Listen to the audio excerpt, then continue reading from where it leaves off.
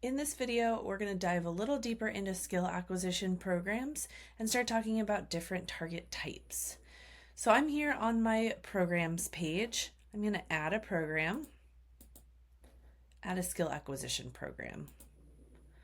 So I'm going to name my program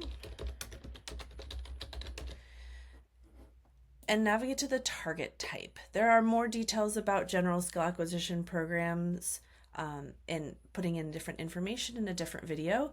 Here we're going to focus on different target types. So in a skill acquisition program, you can click these three dots on a target to change the target type. We'll go over each of these in detail in a couple different videos, but today we're going to talk about duration and rate. Note that these are different than the program types up here of frequency and duration. You can have multiple different target types under a skill acquisition program. So first, we'll do duration.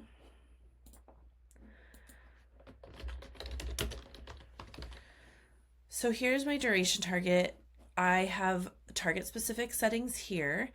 If you don't set target specific settings, it will default to whatever is on your data recording tab. But if you want different mastery workflow or prompt level template on your target than you do on the whole program, you can set those here and that will override what is on the program level data recording tab.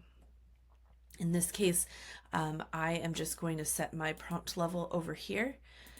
Remember that on duration and frequency or rate programs, you generally want to use a clicker target or clicker prompt level. That's going to show a successful outcome just with one observation, and that's going to set you up for success with those targets. Next, I'm going to add my rate targets.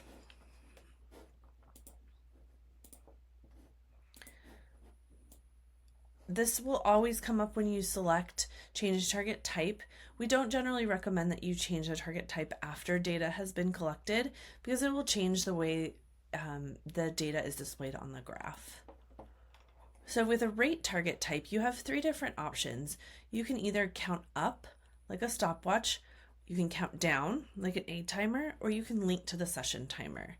So I'll go over more details in a future video on running these and what those look like. But here we'll just set up a couple different types.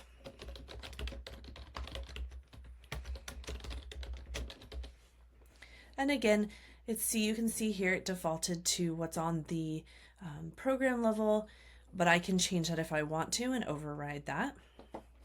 Create a second target, rate target here. I'm going to count down.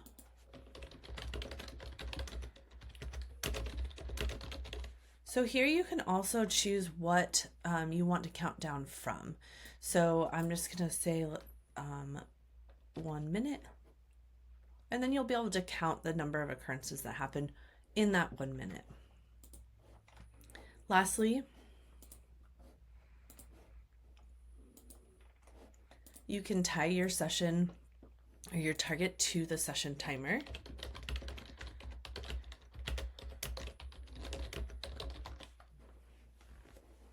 And that is adding your different types of targets for a skill acquisition program, rate and duration. The last setting is over here on the data recording tab with duration targets. You can choose whether you want to fill in 0 duration data or not. This